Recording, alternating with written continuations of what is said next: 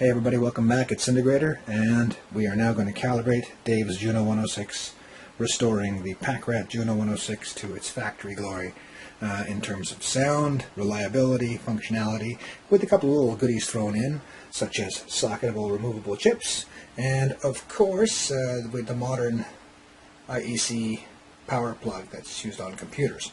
So let's go over here. Calibration, how do we do it? Well, fortunately, there's this guy, Syntegrator, and he has this YouTube channel. And if you type in Syntegrator Juno 106 calibration, and Juno 106 calibration number 1 comes up, you can just hit play on your touch computer. Hey everybody, it's Syntegrator. Welcome to the long-awaited, highly anticipated Juno 106 calibration playlist. So let's begin. How meta is that? Okay, so I'm referring to a YouTube video within a YouTube video, and I authored both. Okay, so here's what we use. We use a multimeter, and then I have a USB scope, but the USB scope is actually connected up to my laptop right now, and my laptop is running over to this touch screen, which is running a DisplayLink driver and also a Magic Touch, as they call it, tablet driver. So I can actually use this as if it's a touch screen oscilloscope. So this is going to be how we do the procedure, and I don't want to repeat too much from my original series because it's actually not bad. This one's going to be done in higher resolution, and I'm going to edit this one together to form one big playlist instead of a larger playlist of segments rather than little pieces. Anyway, let's get on with the fun. So the first thing you need to make sure is calibrated is, of course, the power supply board, and that's where we start. And I really recommend you follow the other playlist. Just watch it through. It's a little boring and disjointed, but it covers all the details, and the details are good. I'm just going to do sort of the quick overview here. So I've got the voltmeter hooked up to the analog ground, and yeah, it's a red probe, and this is a black probe for the positive. It's counterintuitive, but that's how it goes. And what we need to do is adjust these variable resistors, VR1 and VR2, and what we're really looking for here is minus 15 volts at point A and plus 5 volts at point B, and then you have to confirm them at point C and D. So the details are in the other video, but I'm just going to do it right here, and I've got the meter here, and here is a live transformer, so for goodness sake, be careful, my friends. Alright, so test point 1 is right here, and I have already calibrated this, so if you take a look here, it's not connected, you get no voltage. This is minus 14.98 volts. And it needs to be plus or minus 10 millivolts, so that's well within the tolerance. So that's good, and that's because I adjusted this guy over here. And he's adjusted. So now VR2 is over here, lower down, and that is measured at point B. And point B is this test point here, T point TP2, just down like that. So I'm just going to go in there like that. And as you can see, that's 5.01 volts, which is really, really close. It's supposed to be plus or minus 10 millivolts again, so that's pretty good. That's acceptable. And then we verify plus 15 volts, plus 0.8 volts, which is a fair amount of variance. And we do that at point C, and point C is right between the cans, right here. And that's 15.25 volts, which, hang on a second. There, 15.25 volts. And 0.25 volts is a quarter of a volt. It seems like a lot, but 0.8 volts is the tolerance, which is almost a full volt. So, again, we're okay. And then we go to point D, which is marked 5 volts here. Watch out for that transformer. And like that. And this is coming up as 4.95 volts. And again, the tolerance on that is half a volt, so everything is properly calibrated on the power supply. So now we're going to move on and do the next step. The next thing we're going to calibrate is the DCO control voltage offset, or DCO CV offset. Here it is in the video in the playlist, very conveniently linked. So in a nutshell, what we're doing here is, again, we're using the voltmeter set to volt, And here's the analog ground. There's actually a little loop test point that you can connect to right there. Very convenient and handy, Roland, to have done that back in the day. And here is the probe, and we're not near the transformer, which is very nice. But before we can even do this, there's something you need to do, and that is you have to power up the unit into test mode. And again, for anybody who doesn't know this, you really ought to if you're watching this video. If you don't, I'll give you the quick overview, but you've got to see the other calibration sequence just to be absolutely sure you know what's going on. We turn on the unit while holding down key transpose, and that puts it into checking mode. Now, of course, you've got to know this by now because this is how you test voices. This testing mode is very important. If you press the MIDI channel button while it's in this mode, that will actually blank out the output voltage to 0. So I've pressed it, okay, in test mode, and I press the MIDI channel button, and now if I put this test point here onto TP3, like so, TP3, this is finally calibrated. It's at 0.000, so it doesn't need to be modified any further. But if you did need to modify it, it's VR33, which is right next to it, right here. That's the guy you would adjust. And this is sort of the master CV output. And you might say to me, well, how do I know for sure that this is working the way that you think it's working? It's like, well, very simple.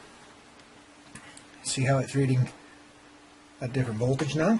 This is because I am pressing keys. And every time I press a key, this CV output voltage changes.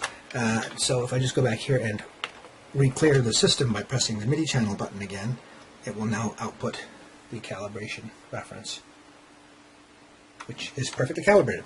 So there we go. We're going to move right along. Next up, according to the Syntegrator channel, is VCA bias. And the VCA bias is, here's TP3, and we go down to TP7. And here's the VR to adjust it, and we have to make sure that once again the unit is in test mode and that we have pressed the MIDI channel button. So I'm going to just press it just to be on the safe side.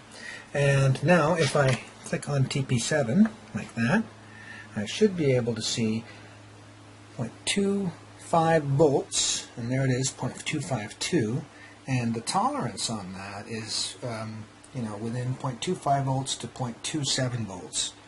So 0.252 is really, really close. That's like, yeah, millivolts, 2 millivolts basically. So realistically, I'm very happy with this, and I'm not even going to bother adjusting the trim pot. But if you do need to adjust the trim pot to get it within that range, this is the one here. Okay, VR34. All right, moving along.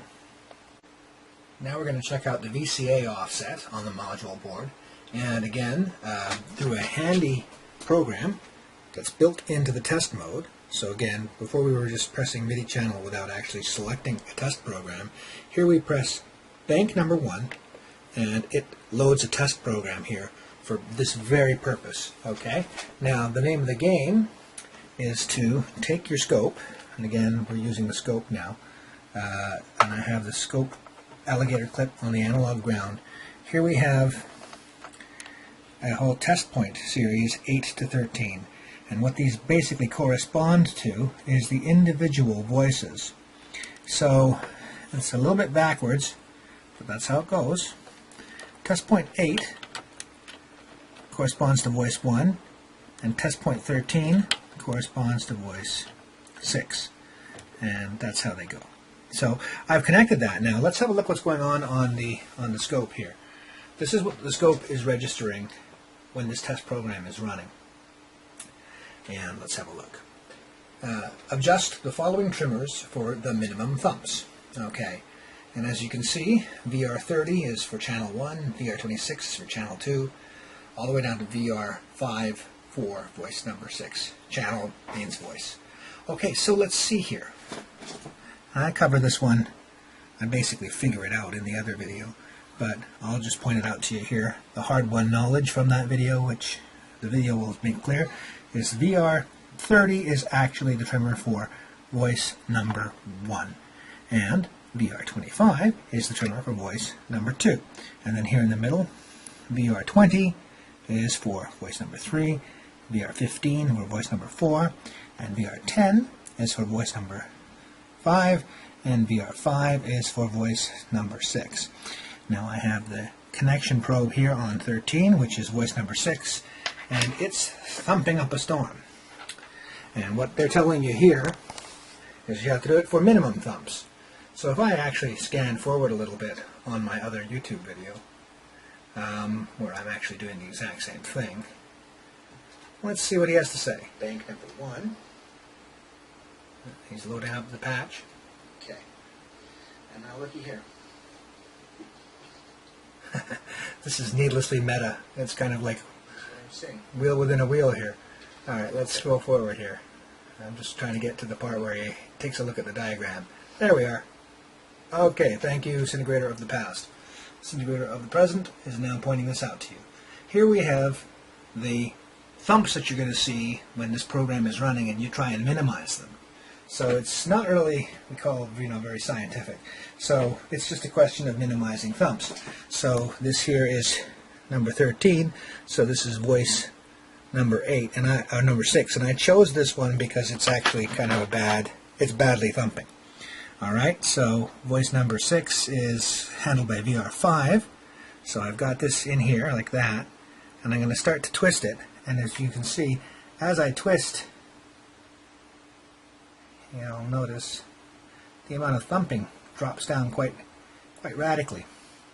And that's basically what you're trying to do. Is you're just trying to get rid of the thumping going on, or as they say, you won't be able to get rid of all of it.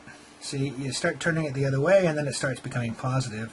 Sometimes it'll be negative, sometimes it'll be positive. So the idea here is just to make it as flat as you can. And so that's pretty good.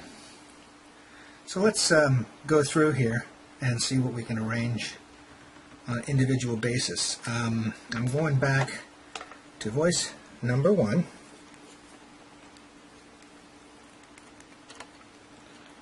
Like so. There we are. Voice number 1. And here's the thumping going on for voice number 1. And the trimmer for voice number 1 is VR30, so we're in there. And let's try and eliminate some thumps. I think what we're looking at here is when you eliminate, I think they all interplay with each other, because this one wasn't so bad before. Okay, alright, so that's 1. So we'll go through 2, and 2 is this guy, VR25.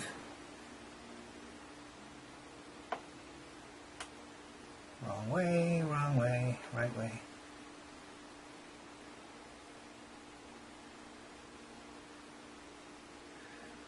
Okay, that's close enough for me for now.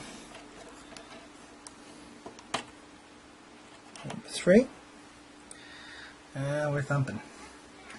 Number 3. Keep on going, number 3. Here we go. Alright. Okay, that's nice and quiet. And then number 4. Number 4. And again, 1, 2, 3, 4. Number 4. Number 4. Number 4.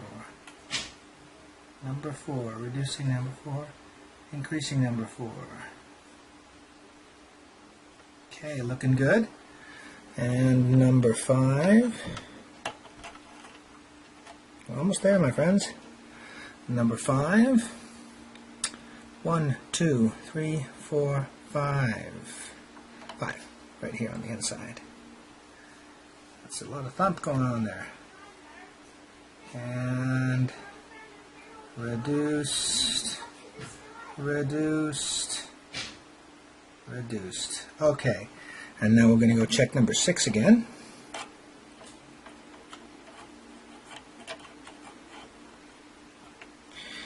And number 6.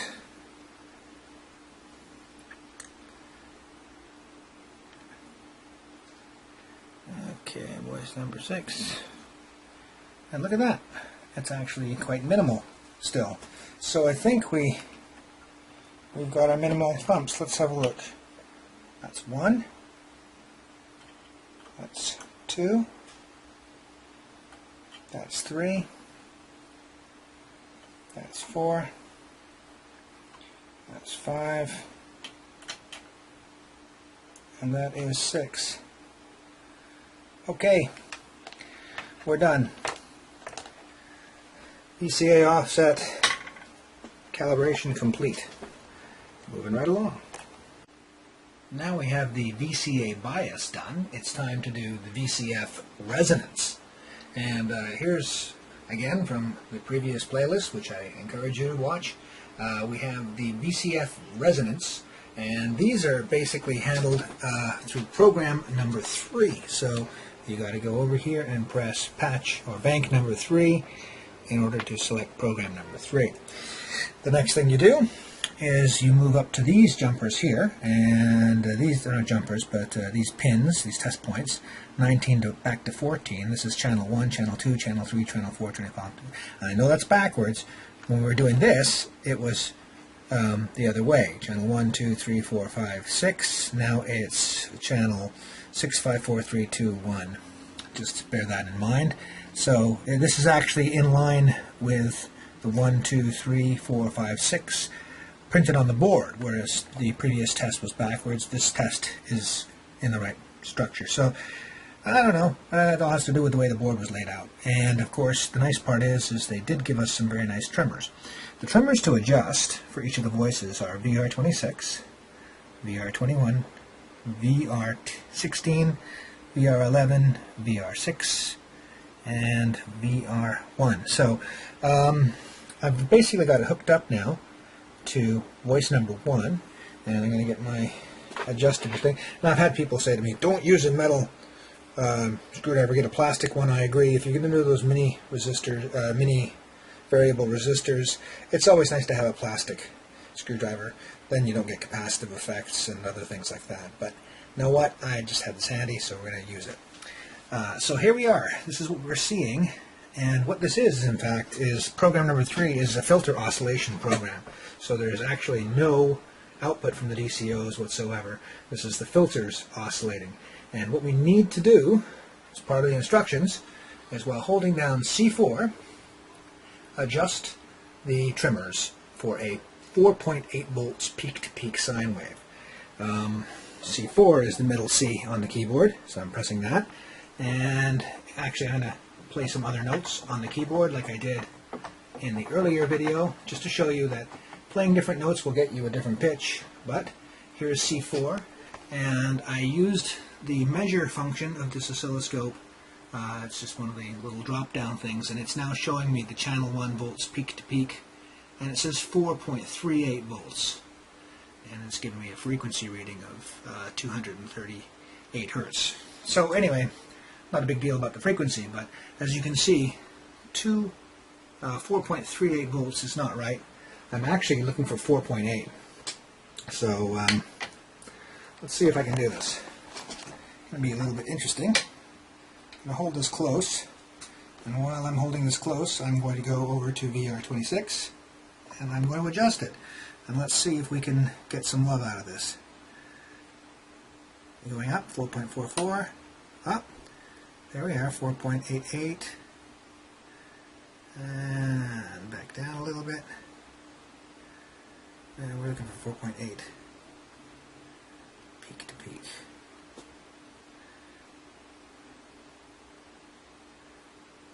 A little tricky.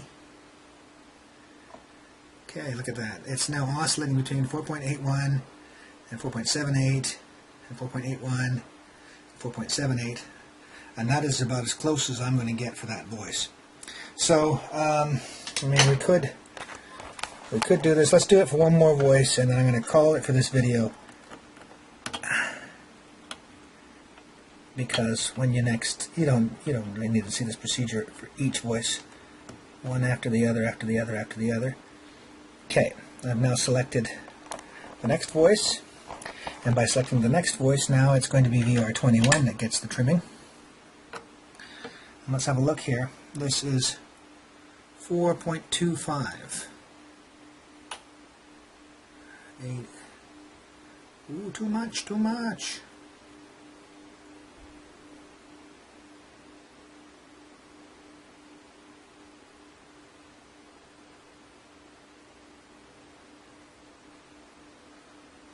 Wonderful. Too much the other way.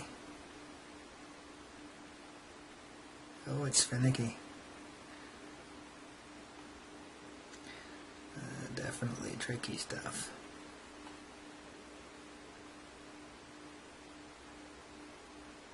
Sure, somebody's going to say, oh, but if you had a plastic screwdriver, that wouldn't be so much trouble. There we are. 4.81, yeah. 4.78, 4.84. Anyway, that's close enough for rock and roll on that guy. So I'm going to proceed along and do the other 4, and we'll be right back. Alright, so here they all are. Starting from voice number 1.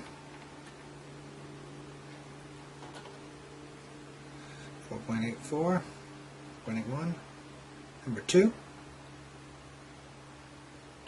number 3, number 4, number 5, and number 6. Oh, number 6 looks a little bit low now. How did that happen? Yeah, 4.59. That's too low. Okay, I'll take number 6 back up then. My guess is these guys all sort of interplay with each other.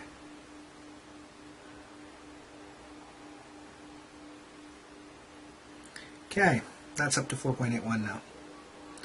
Alright, so now that we've adjusted that, it's kind of like tuning a guitar. Let's go back to string number 1. Yeah, 4.81. 4.81, 4.81, 4.8. Yeah, 7.8, 7.8, 7.8, close enough. 4.78, 8.1, yep. And on the last guy. Okay, we're done. Moving right along. Next up is the VCA gain. Now the VCA gain uses the same test program, program 3, only we move the jumpers back to block number 1 here and go back in reverse. So remember, 8 is voice 1 and then 9 is voice 2, so it's the opposite ordering. So by being on this end with the pins, we're actually on this end, voice 1. And the trimmers to adjust in this case are 27, 22, 17, 12, 7, all down the middle. And you can see who's related to who. 27 relates to voice 1, 22 relates to voice 2, and so on and so forth. Now, you'll see that nothing's going on the screen until I actually press down this note. And if I let go of the note, it's gone.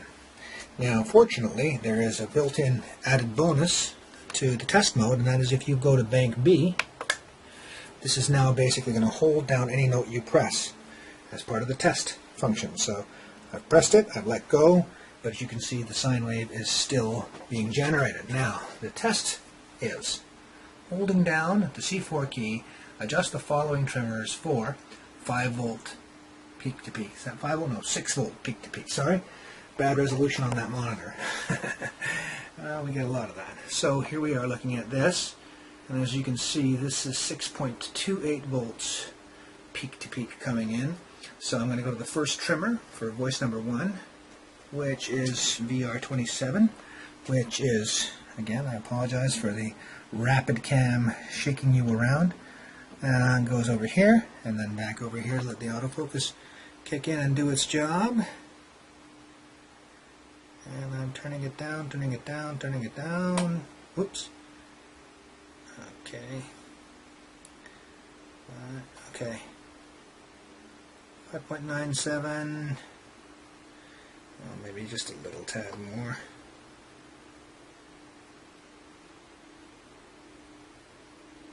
Okay. Oh yeah, we're going to have the same Fun and games here. 6.03. Alright, so that's 6 volt peak to peak. And that was this guy over here, so now I get to do the fun and games of moving the scope probe to pin 2. I love that auto locking jaw on the thing. It's great. And as you can see, here's the next 6.22 volts, and I'm going inside to VR22 and turning that down, and as you can see, we are going down, down, down, down, down, down. That's really good, but okay, there we are. 6 volts peak to peak there too. You know, within reason. Moving to voice number 3. Just going to keep it positioned here. Wow, voice number 3 is looking really close already. Yeah. Funny how that works.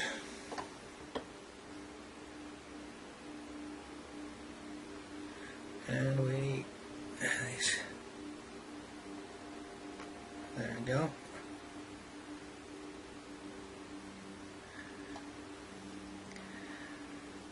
Now it's just a little bit shy.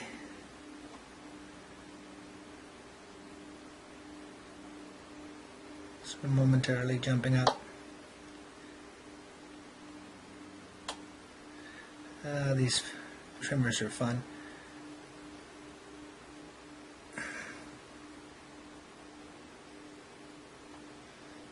Okay, 5.97 to 6. Good enough for me.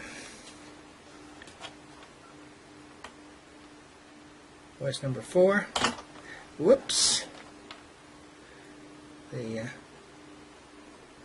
alligator didn't hook on, it just jumped. Voice number 4. 1, 2, 3, and 4.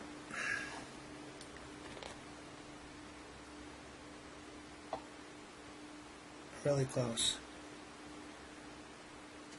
Really close. Leave it where it's at. Voice number 5.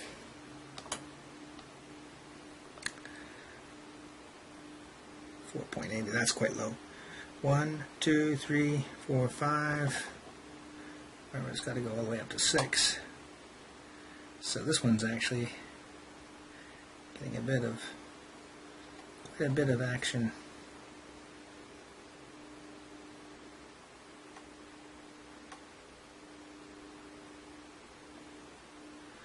Really good. Okay, great. What's the other guy before this? 6, or was it 5?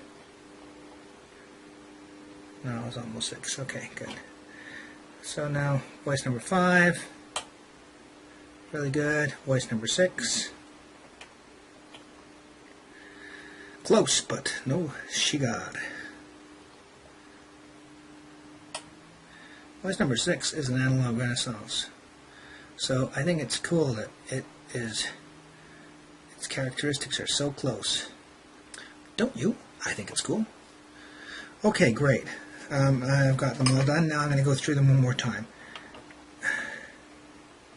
Voice 1, 6. Voice 2, 6. Voice 3, just shy of, very close to perfectionism. 1, 2, 3. Now it's a little bit on the other side. Oh, this fellow is crazy. Okay, there we go. And so 4. There's 5. Voice 6. Close enough. I mean, it's really close. Alright. BCA gain is done. Moving along.